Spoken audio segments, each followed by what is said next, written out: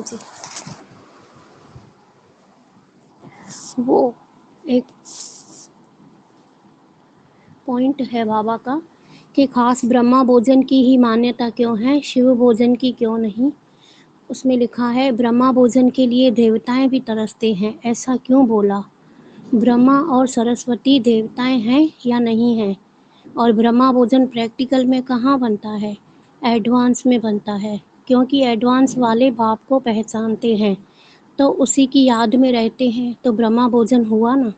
शिव भोजन नहीं कहते, ब्रह्मा भोजन क्यों कहते, भोज शब्द है, भोज बनता है भोग से, शिव बाबा भोगता भोज है बनता है, भोग भोज से। बनता है।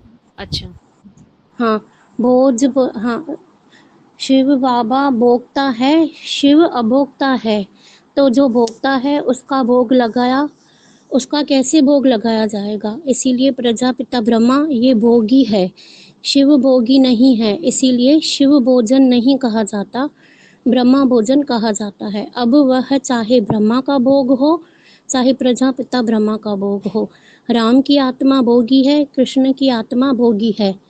इस इनका ब्रह्मा भोजन है, शिव का, शिव के लिए कैसे कहेंगे शिव भोजन। शिव का भंडारा है, वो भी निराकार शिव ज्योति बिंदु परम पिता का ज्ञान का भंडारा है, और वह जब साकार में प्रवेश करता है और साकारी की जब परिपक्व स्टेज बनती है तो शिव बाबा का भंडारा है, और शिव का भंडारा कालकंठ भरपूर और कालकंटक दूर। प्रश्न इसके बहुत बढ़िया है समझ। आपका।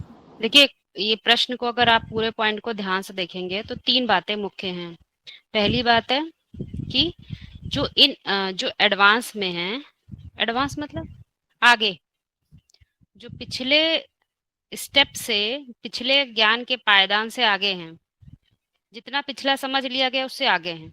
उससे आगे कैसे हैं, तो इशारा दिया जाता है जिनको बीज की पहचान होती है। बीज मतलब कारण।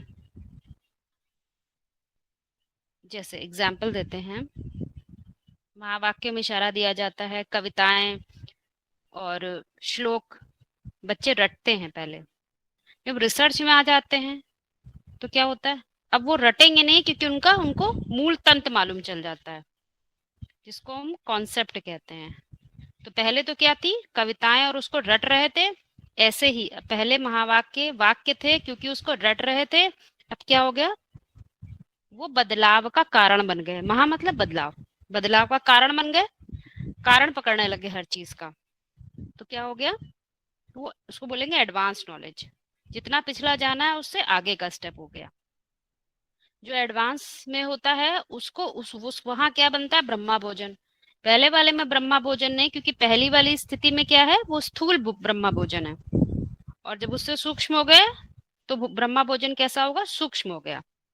अब यहाँ देह की परिभाषाएं नहीं लग रही हैं, तो भोजन भी कैसा है, दैहिक नहीं है, परिभाषा के आधार पर समझिए। पहले मानसिक चेतना कैसी होती है, मोटी होती है, दैहिक होती है, तो हर बात को बाहर की तरफ देखते हैं। और जब जैसे जैसे अंदर आते जाते हैं उनकी परिभाषाएं और सूक्ष्म होती चली जाती है, अंदर चले जाते हैं। तो अब ये तो क्लियर हो गया। अब एक अंतर बताया, शिव भोक्ता नहीं है, राम और कृष्ण भोक्ता हैं। अब हम राम और कृष्ण जो 2 चेतनाएं हैं, एक बौद्धिक स्तर ले लेते हैं और एक मानसिक स्तर। एक आप मन का स्तर ले लीजिए, एग्जाम्पल दे रहे हैं। राम का एक चरित्र है और एक कृष्ण का चरित्र है। तो ये दोनों एक चरित्र हैं जो ड्रामे के अंदर रोल करते हैं। कृष्ण को पुरुषोत्तम नायक नहीं दिखाया गया है, उसको क्या दिखाया है, राम की तुलना में वो प्रकृति है। यदि राम पुरुषोत्तम नायक है तो कृष्ण कैसा है, उसके तुलना में प्रकृति, उसके तुलना में फीमेल है। तो इन दोनों को भोक्ता बताया। अब ध्यान दीजिए, शिव भोक्ता नहीं है। निराकारी ज्ञान से कोई भोगा नहीं जा सकता कोई भी चीज। भोक्ता किससे है, जब वही निराकारी ज्ञान बुद्धि में साकार हो लग जाता है। तो क्या होता है, अब भोक्ता क्या है, अब भोक्ता क्या है, ये भी क्लियर कर दें। दैहिक परिभाषाओं के आधार पर ये जो इंद्रियां हैं, बाहर की इंद्रियां, वो भोगती हैं। एक ज्ञानी के लिए, एक योगी के लिए देह की परिभाषाएं खत्म हो जाती हैं, तो उसकी ज्ञान इंद्रियों के आधार पे वो देखता है। भोक्ता मतलब ग्रहण करना, जिससे बाहर वाले जो लोग होते हैं, जो कर्मेंद्रियों के आधार पे भोगते हैं, वो शरीर को संतुष्ट करने के लिए भोगते हैं, ग्रहण करते हैं। और जो ज्ञानी होता है, चेतना के स्तर पे जिंदा रहता है, वो कर्म इंद्रियों को नहीं महत्व देता, ज्ञान इंद्रियों से हर बात को ग्रहण करता है और आत्मा को संतुष्ट करता है। भोक्ता मतलब वो ग्रहण, भोक्ता मतलब भोगा, क्या भोगा? वो इंद्रियों से ग्रहण ग्रहण किया जो हमारी चेतना को ऊंचा कर रहा हो, ऊंचा कर रहा है। ध्यान दीजिएगा, इसीलिए बार बार बोलते हैं क्या, शिव का जो ज्ञान है वो कैसा है? काल कंटक दूर। और कैसा है? भंडारा है, सुप्रीम भंडारा, कभी खत्म नहीं हो सकता। बहुत पॉइंट समझने का है, वो भंडारा कभी खत्म नहीं होता। जिसने कॉन्सेप्ट के ज्ञान को पकड़ लिया, बिल्कुल मूल अवधारणा, वो चारों ही काल में उसका प्रताप, चारों ही युग प्रताप बना रहेगा, क्योंकि उसने मूल को पकड़ लिया है। दुनिया में हर समय बदलेगा, स्थान बदलेगा, पर चूंकि मूल अवधारणा तो शाश्वत सत्य के आधार पर होती, वो कभी बदल नहीं सकती। हमने तो शाश्वत सत्य पकड़ लिया, मूल पकड़ लिया। चक्र तो घूमेगा, लेकिन हमारी हमारी जीत होती रहेगी, नारायण की हार नहीं होती, क्योंकि उसने जो ज्ञान पकड़ा है वो क्या, अल्टीमेट ट्रुथ को पकड़ा है, जो सदा सत्य रहता है। और सार्वभौम सत्ता जो है ये दुनिया की, वो उस सत्य के आधार पर ही चलती है। ये बहुत समझिए, सत्य के आधार पे वो सत्ता कायम है। अब तुम उस सत्य को जैसे ले लोगे, कैसे उतार लेते हो, तो तुम्हारी भी सत्ता कायम रहती है। इसीलिए बोला काल कंटक दूर, क्योंकि काल नहीं खा सकता, समय बदलेगा परंतु उसका अस्तित्व तो मिटेगा नहीं। और दूसरा बताया, वो भंडारा भरपूर रहता है, क्योंकि जो छोटे मोटे भंडारे होते हैं, मान लीजिए किसी ने इंजीनियरिंग का ज्ञान भंडारा भरा, किसी ने कानूनी पढ़ाई पढ़ ली, उसका भंडारा भर लिया, तो वो तो आज है, मरेंगे खत्म हो जाएगा। लेकिन ये चेतना के स्तर का ज्ञान है, ये जब पढ़ लेंगे तो चेतना तो कभी मरती ही नहीं ना, तो कैसे कोई खत्म होगा? उसका तो हमेशा ही बना रहेगा, वो ज्ञान का भंडारा कभी खत्म ही नहीं हो सकता। सभी पॉइंट्स जुड़ रहे हैं ना आपस में? हाँ जी दीदी, सही हाँ में शायद से समझ में आ रहा है। हाँ हाँ, तो ऐसे हमने समझा कि शिव बाबा का जो भंडारा है, ज्ञान का भंडारा, वो कौन भरण कर लेते हैं? वो राम और कृष्ण वाली आत्माएं लेते हैं। क्योंकि राम और कृष्ण जो ज्ञान उठाते हैं वो कैसा होता है? वो धरनी के साथ होता है, मतलब धारणाओं के भी साथ होता है। हवा में नहीं कोई बात उठाते, ऐसी बात पकड़ते हैं, ऐसी सच्ची सच्चाई को ग्रहण करते हैं, ऐसे ज्ञान को धारण करते हैं जिससे मजबूत धारणा शक्ति तैयार होती है। वो धारणा शक्ति जिसको एवरलास्टिंग बनी रहती है, वो मूल प्रकृति के आधार पर।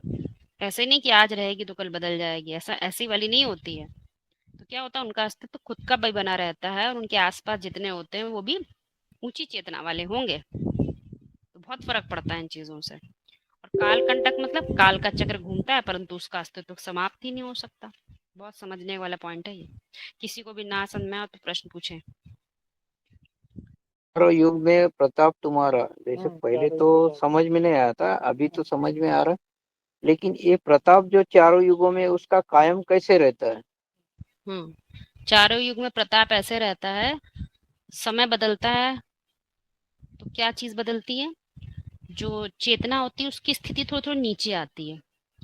वही चेतना जो 2 युग तक आत्मा के भाव में था, वही चेतना धीमे धीमे अब प्रकृति के भाव की तरफ मुड़ने लग जाता है। बहुत मोटा एग्जाम्पल आप लोगों को दिखा देते हैं। पहले जो विद्वान थे वो ऋषि मुनि थे, योगी तपस्वी थे, धीमे धीमे और बढ़े तो कौन तैयार हुए? दार्शनिक, जिनको फिलोसफर्स कहते हैं, क्योंकि उन्होंने वही दर्शन शक्ति का इस्तेमाल किया जो योगियों के पास था, वही किताबें, वही ज्ञान उठाया जो हमारे उपनिषद वेद में और सब दिया हुआ है। यही ज्ञान को लेकर उन्होंने अपनी बुद्धि से उनकी दार्शनिक शक्ति बढ़ाई और उन्होंने पदार्थों के अंदर देखना शुरू किया। उन्होंने नेचर के लॉज, जो नेचर के नियम है ना, जो प्रकृति में नेचर है, उस नेचर कैसे नियम काम करते हैं, उनके नियम में की गहराई में जाने लगे, तो उन्हें इन्हीं पदार्थों के अंदर एक नई दुनिया दिखने लग गई। कौन सी? जिसको हम कहते हैं भौतिक शास्त्र। कि भौतिक का जो विज्ञान है, दुनिया में जो भौतिक दिख रहा है, उसका भी एक शास्त्र है। शास्त्र मतलब शासन करने का विधान है। कई बार आप लोग को उदाहरण दिया है, जैसे गुरुत्वाकर्षण है, तो गुरुत्वाकर्षण तो आपको खींच रहा है, इसीलिए आप पृथ्वी पे खड़े हैं, नहीं तो आप गिर जाएंगे। तो अब आप कोई भी काम करेंगे तो क्या वो गुरुत्वाकर्षण के विपरीत कोई काम कर सकते हैं? समझिए, नहीं कर सकते। एक और उदाहरण, आपको पता है कि चावल की खेती करनी है तो इस महीने में करनी है, इस पर्टिकुलर समय में करनी है। ये मौसम चला गया तो चावल की खेती नहीं कर पाएंगे, तो आप बंध गए ना, प्रकृति के नियम से बंधे हुए हैं ना, हट तो नहीं सकते। तो हम लोगों ने धीरे धीरे ये प्रकृति के विश्लेषण करने शुरू करे। एक और एग्जाम्पल ले लीजिए। हमने देखा कि ये जो मेटल होता है, इसको, मेटल मतलब ये लोहा है, जो भी चीजें मेटल्स हैं, तो इनके मेटल को एक पर्टिकुलर टाइम पे जब गर्म करते हैं तो ये अपनी आकार बदल देते हैं, आकार बदलते हैं और अपने गुणधर्म ही बदल देते हैं। इनका गुण बदलाव ले लेता है, तो उसका हम दूसरे प्रकार से भी यूज कर सकते हैं। तो ये धीमे धीमे कहाँ से आ रहा है? वही दर्शन शक्ति, पहले भी वही थी, लेकिन पहले वो दर्शन शक्ति आत्म भाव में टिकी थी, और फिर वो देह के भाव आने लगी। देह का भाव मतलब 5 एलिमेंट्स को देखने लग जाना, 5 तत्व जो बाहर है, इनसे अपना जुड़ाव पैदा कर देना। बात समझ रहे ना? तो जैसे जैसे ये दृष्टिकोण पैदा होता है, तो उसमें भी तो मास्टर हो गए। पहले विद्वान थे, योगी थे, लेकिन अब क्या बन गए? वैज्ञानिक बन गए, दर्शन शास्त्री बन गए। दर्शन शास्त्री ही बाद में वैज्ञानिक बन जाते, ये हमेशा ध्यान रखिएगा, वो कुछ अलग से नहीं होते। जितने भी साइंटिस्ट हैं, उनकी जो थ्योरी देखेंगे तो वो सब बेसिकली कहाँ से निकली है? दर्शन शास्त्र से, फिलॉसफी से। तो ये देखने का नजरिया देख रहे हैं बदल रहा है, लेकिन ये काम करता कौन है? कॉमन मैन तो नहीं कर सकता। कौन करता है? वही दर्शन शक्ति जिनके पास होती है, जिनके पास थर्ड आई ऑफ विजडम होता है, वही तो ये काम करेंगे। चारों युग में क्या उनका प्रताप नहीं बंधा हुआ है? आज जिनको आप साइंटिस्ट कह रहे हो, वो पहले कौन थे? फिलोसफर थे, दर्शन शास्त्री थे। उससे पहले वो क्या थे? योगी थे। उनमें तो ये दर्शन शक्ति होती है, बाकी तो उसी ज्ञान का केवल विस्तार करते रह जाते हैं। आइंस्टीन ने खोज कर दी थी, ऐसे ऐसे होता है, ऐसे ऐसे फ्यूजन फिजन करते हैं, बॉम्ब ऐसे बनाया जा सकता है। अब लगी दुनिया में बॉम्ब बनाने। बाकी तो हुई बीज रूप आत्माएं होती हैं, जो एक पर्टिकुलर उसका बाप होता है, वो बीज रूप आत्मा होती है, और बाकी उसने तो कल्याण के लिए बनाया। लेकिन जो दुनिया होती है, फिर उसका जो विस्तार होता है, वो क्या करते हैं? क्योंकि उनकी बौद्धिक क्षमता इतनी नहीं होती, वो ज्ञान का जो भी नॉलेज होती है उसका अज्ञानता में भी यूज करते हैं। इसीलिए चेतना का स्तर देखिए बदलाव कर रहा है, लेकिन उसका प्रताप बना रहता है, वो कम नहीं होने पाता। कुछ कुछ स्पष्ट हो रहा है आप लोगों को?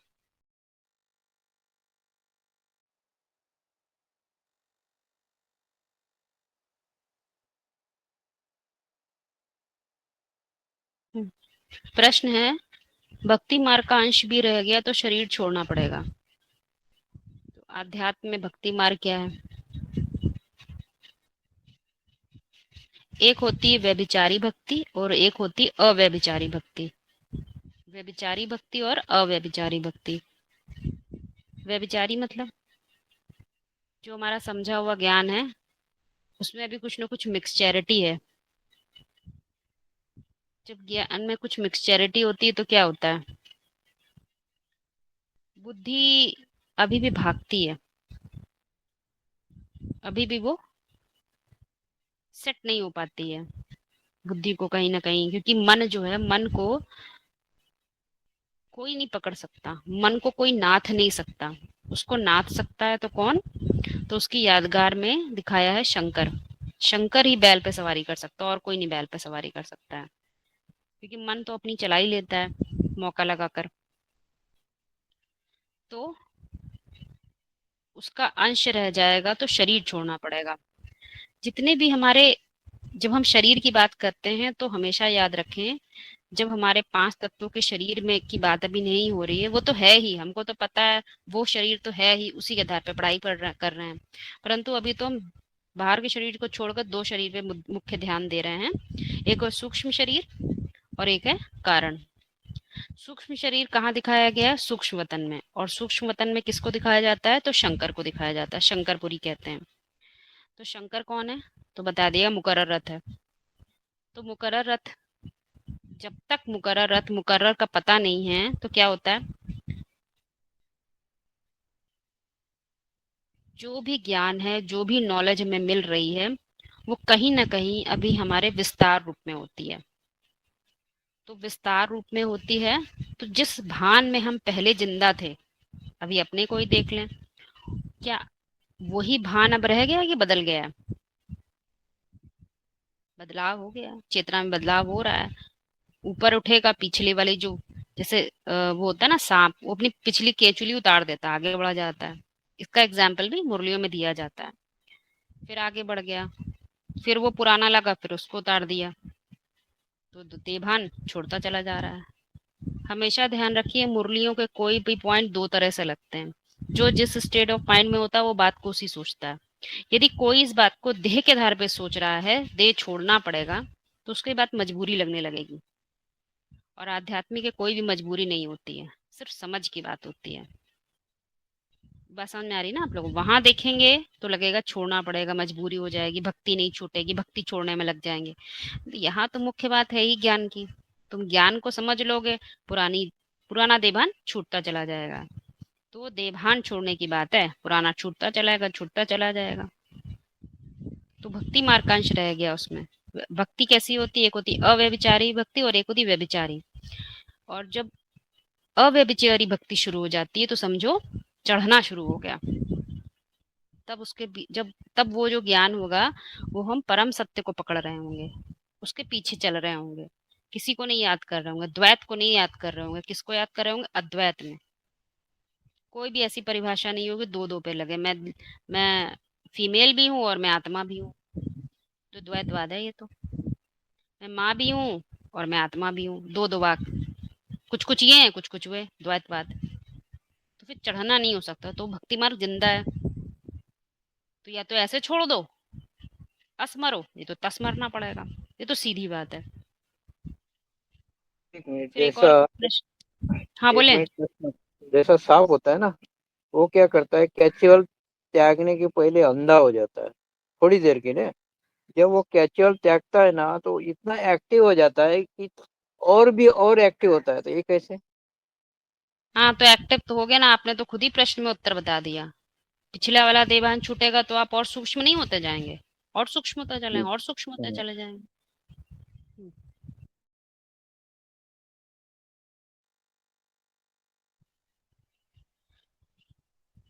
फिर प्रश्न एक, जिसके साथ लगाव लग जाए उसका मुंह भी नहीं देखना चाहिए। अब लगाव क्या है? लगाव किस चीज से लगता है? वैसे तो पुरुष वैसे तो पुरुष सदा ही स्वतंत्र है, ये बात आप लोग ध्यान रखिए। पुरुष वैसे भी कोई बंधन नहीं होता, उसको बंधन डालने वाली प्रकृति होती है। एक बार आप अभी थोड़े दिन के लिए आप लोग को करवा रहे हैं ना 5 दिन का, तो करके देखिएगा, आप लोगों को लगेगा प्रकृति नहीं तो पुरुष है, उसके उड़ने की पूरी क्षमता है उसके पास। जो लगाव झुकाव जो होता है बाहरी, वो सब जो है प्रकृति की वजह से। और जब अंदर आ जाते हैं तो लगाव कहाँ होता है? तो भी दैहिक परिभाषाओं के आधार पे होता है। आध्यात्म में जो दैहिक परिभाषा है उनके आधार पे लगाव होता है। तो फिर लगाव होगा कहीं पर भी तो क्या करेंगे? एक ही काम करना है, मुंह मत देखो। अब आत्मा का मुंह क्या है? आत्मा का मुंह क्या है? 2 ही मुख हैं, एक अधोमुखी और एक ऊर्ध्वमुखी। अब अधोमुखी की तरफ देखना छोड़ दो, तो किधर भी लगाव नहीं लगना है। ऊर्ध्वमुखी देखो, सारी परिभाषा उल्टी कर दो, लगेगा ही नहीं। देखने वाला ही नहीं दिखाई देगा तो क्या देखोगे? देह की परिभाषा नहीं रह जाएगी तो क्या दिखेगा? कुछ नहीं दिखेगा। ना कोई मेरा, ना कोई दुश्मन, ना कोई प्यारा, ना कोई दुष्ट, ना कोई अच्छा, ना कोई बुरा, कुछ दिखेगा ही नहीं। तो मुख न देखना मतलब उस मुख की डायरेक्शन को चेंज कर लो।